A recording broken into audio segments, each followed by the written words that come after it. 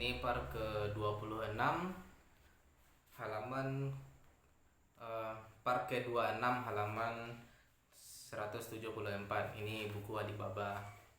Kita akan membahas produksi, segmentasi, dan inovasi dalam pelayanan. Di samping cara seluruh rantai logistik bekerja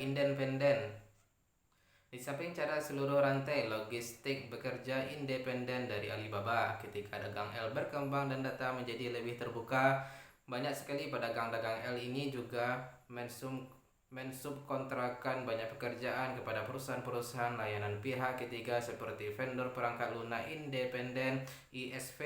Perusahaan-perusahaan ini menangani hal-hal seperti desain dan merenovasi toko, penyelesaian operasi-operasi tertentu, fotografi, analisis data, dan sebagainya. Perusahaan-perusahaan layanan dagang L ini Perusahaan-perusahaan layanan dagang L semacam itu muncul karena pembagian kerja yang lebih baik dalam industri. Di samping juga karena kebutuhan untuk mensubkontrakkan produksi dan layanan yang terfragmentasi atau terpisah-pisah.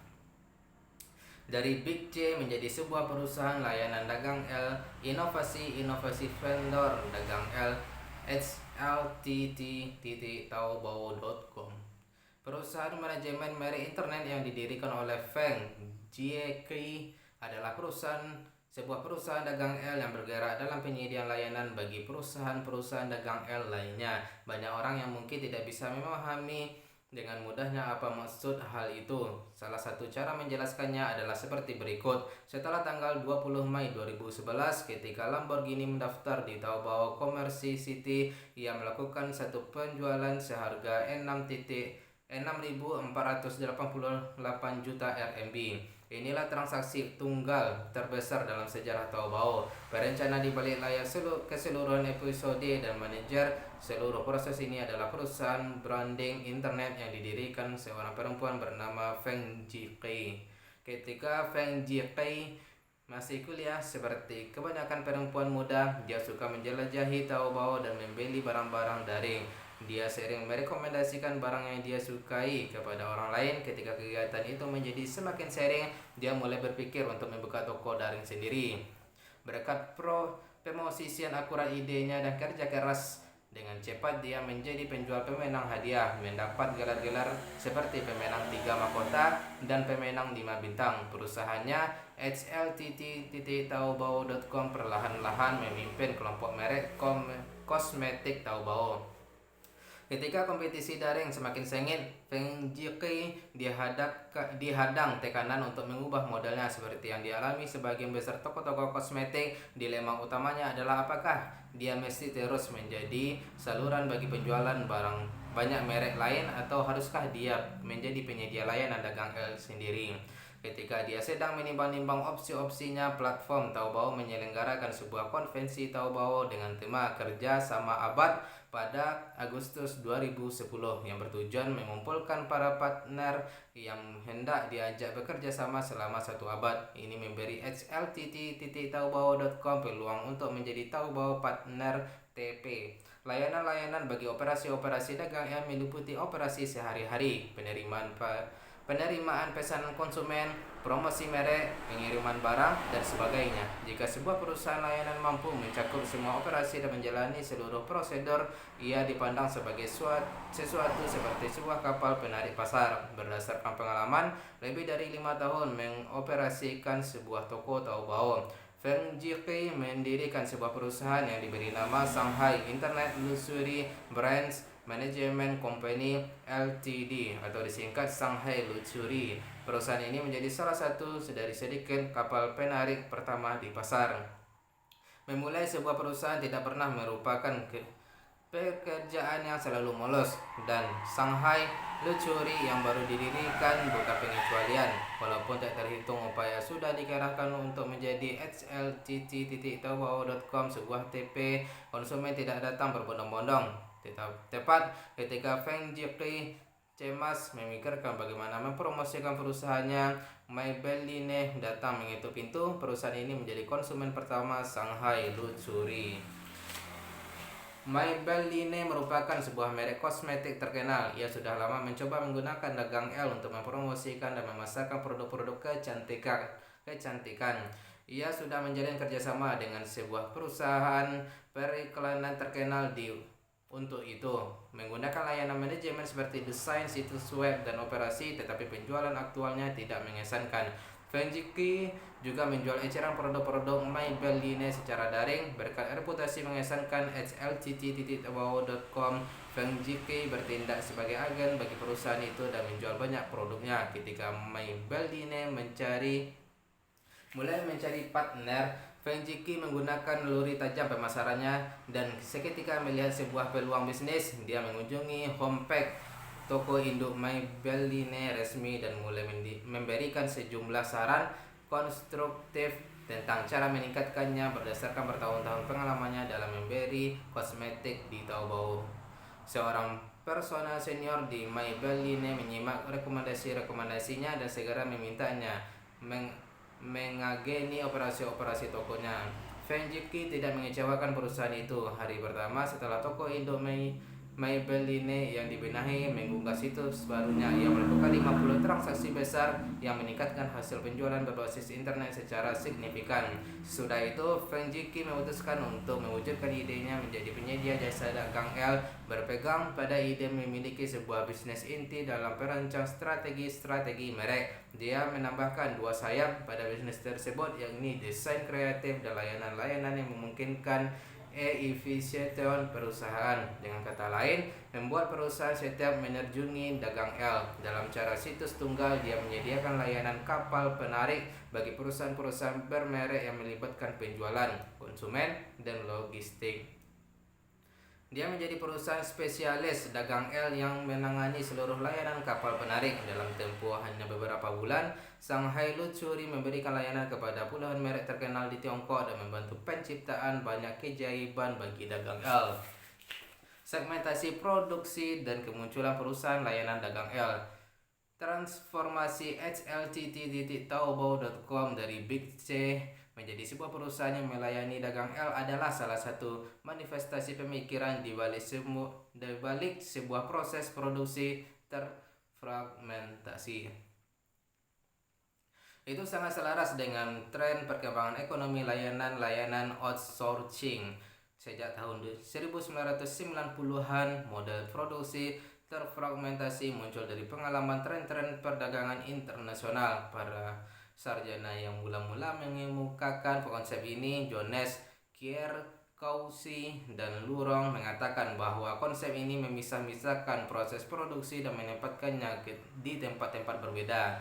Berdasarkan hal ini, para ekonom Amerika yaitu Dicey dan Stiglitz, Hartman, serta Krugman menganalisis tingkat fragmentasi dari berbagai perspektif, termasuk kompetisi, monopoli, skala ekonomi, permintaan, dan ukuran pasar. Sementara itu, para ekonomi lain seperti Valvey, Sackett, dan Sutton menganalisis pembagian kerja vertikal dalam model produksi terpisah-pisah dari perspektif ketersediaan faktor produksi, faktor endowment, kemajuan teknologi, peningkatan produk, dan sebagainya. Semua pendekatan ini melibatkan pemisahan atau fragmentasi proses produksi usaha, kemudian memosisikan semua itu ke dalam ruang-ruang berbeda agar mencapai keunggulan biaya dan efisiensi ekonomi. Pendekatan ini sangat berguna dalam menjelaskan aktivitas produksi terpisah-pisah dan outsourcing jasa dalam perekonomian. Apakah sebuah perusahaan akan memilih menggunakan produksinya sendiri yang dalam kata lain tidak dalam rantai supply, ataukah mensubkontrakkan kebutuhannya yang dalam kata lain tidak bergantung pada bagaimana biaya transaksi dibandingkan dengan biaya produksi. Jika biaya produksi internal lebih tinggi dari biaya transaksi eksternal, perusahaan cenderung akan memilih menyuplai dari luar. Ia tidak akan melakukan produksi terintegrasi sendirian. Alasan perusahaan memilih sebuah model manajemen rantai supply memecah segala sesuatu dan bukannya mengintegrasikan semuanya secara internal adalah agar para penyuplai eksternal bisa menangani investasi dalam bagian proses ini secara lebih efektif. Bagi orang yang menjalankan perusahaan, pelajaran inti sehubungan dengan pengelolaan rantai suplai adalah memastikan hubungan di antara para penyuplai ditangani dengan baik sehingga keunggulan masing-masing sumber daya yang digunakan bisa berfungsi memperbaiki efisiensi rantai suplai secara keseluruhan. Hal ini kemudian memungkinkan perusahaan secara keseluruhan menghadapi persaingan pasar dan memenuhi persyaratan konsumen. Pada platform Alibaba, fakta bahwa banyak pedagang dagang elemen subkontrakan layanan kepada penyedia layanan pihak ketiga juga merupakan konsekuensi dari menimbang biaya transaksi mereka dibandingkan dengan biaya produksi. Meski begitu, dalam mazhab ekonomi institusional baru sebagaimana dikemukakan sang pendiri yaitu Ronald Coase, ekonomi tradisional dan teori organisasi beroperasi di bawah hipotesis kondisi-kondisi ideal. Keduanya mengabaikan eksistensi biaya transaksi sama sekali. Coase berpandangan bahwa hal itu paling penting tentang biaya transaksi adalah karena dapat membantu sebuah perusahaan menentukan apakah kerjasama merupakan hal yang efektif atau tidak, apakah memanfaatkan kerjasama akan menurunkan risiko aktivitas operasi atau tidak. Untuk menurunkan risiko, perusahaan harus bersedia menerima semacam otoritas seperti perusahaan lain untuk membantunya mencari sumber daya. Ekonom Amerika Oliver E. Williamson merangkum unsur-unsur menentukan dalam biaya transaksi. Dia berpandangan bahwa dua jenis pertumbuhan yang berbeda menentukan biaya transaksi. Yang pertama adalah faktor transaksi, termasuk ketidakpastian penggunaan aset untuk tujuan tunggal, frekuensi transaksi, dan sebagainya. Yang kedua adalah faktor manusia, yang bisa diringkas menjadi rasionalitas terbatas manusia dan psikologi oportunistik konsekuen. Keputusan mengenai faktor-faktor transaksi dan revisi terus-menerus dengan syarat kontraktual ditentukan oleh sejauh mana aset bisa digunakan pada satu tujuan saja, sejauh mana ketidakpastian bursa, sejauh mana frekuensi transaksi, dan sejauh mana peluang setiap orang. Semakin asetnya tidak fleksibel, semakin besar taraf bisa digunakan untuk satu tujuan, dan semakin besar ketergantungan kedua belah pihak pada transaksi. Jika satu pihak melanggar kontrak, hal itu menimbulkan risiko sangat besar bagi pihak lainnya. Untuk menghindari risiko ini, di samping lingkungan pasar yang tidak pasti akibat oportunisme, jika kedua belah pihak yang terlibat mengadopsi kerjasama saling percaya, ini akan menghemat biaya transaksi kedua belah pihak. Kompleksitas dan volatilitas lingkungan pasar mendatangkan ketidakpastian bagi semua transaksi dan memenuhi stabilitas kerja sama kedua belah pihak, meningkatkan risiko pelanggaran perjanjian. Oleh karena itu, sebuah hubungan kepercayaan harus dibangun sebagai sebuah janji atau kontrak untuk mengurangi pengaruh campur tangan oleh kondisi pasar. Selain perubahan dalam preferensi konsumen, perbedaan-perbedaan dalam informasi yang dimiliki kedua pihak, kadar kepercayaan yang tidak bisa dibandingkan, dan sebagainya.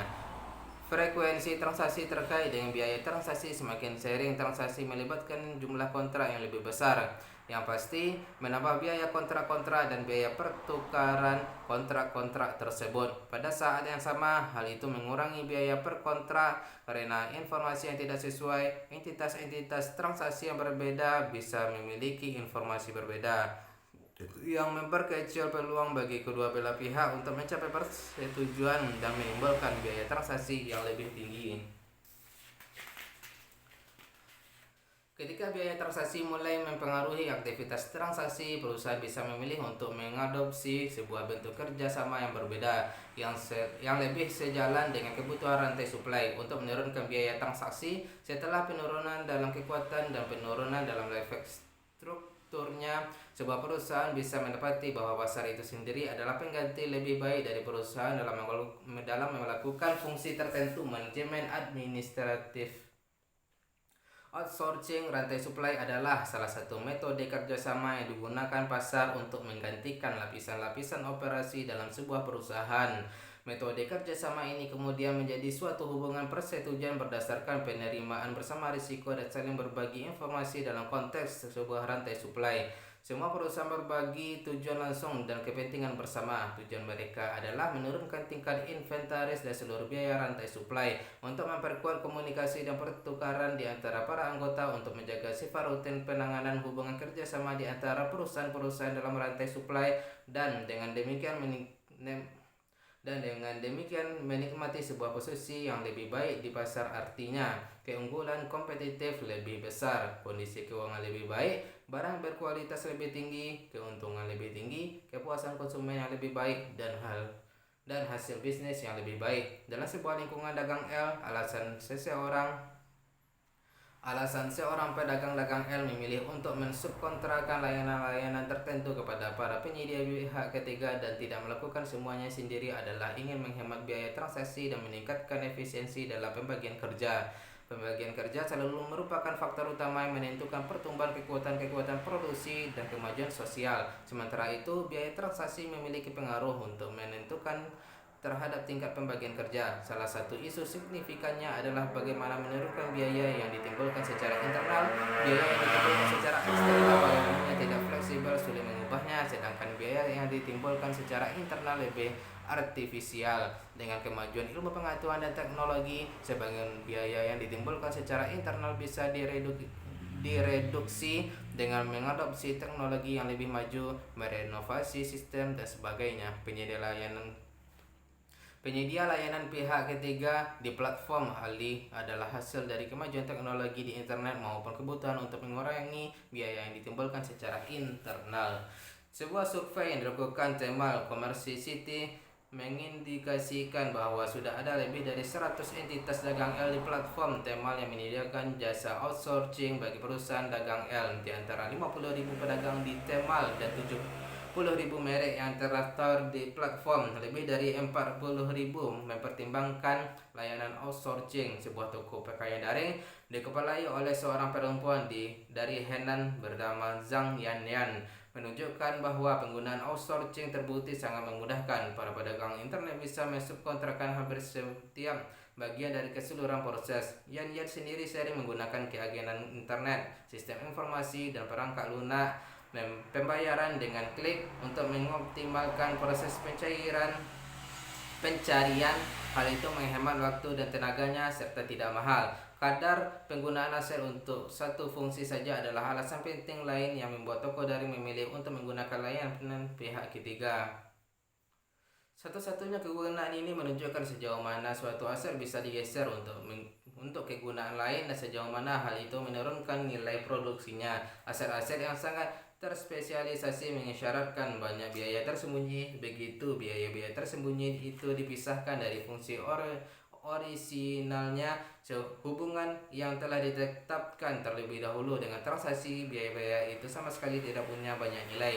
Biaya-biaya itu justru bisa sangat membahayakan pabrik atau bisnis, menimbulkan kerugian besar. Dengan kata lain, aset-aset sebuah perusahaan berinvestasi tidak dengan sendirinya liquid atau bisa dipasarkan. Ketika sebuah kontrak berakhir, investasi dalam aset itu sukar diperoleh kembali. Maksud awal investasi sulit digeser ke suatu yang lain. Itu dulu guys. Besok kita akan membahas peranan pembukaan data dalam mendorong inovasi di kalangan para penyedia layanan dagang L. Halaman ke 182. Sekian, bye bye.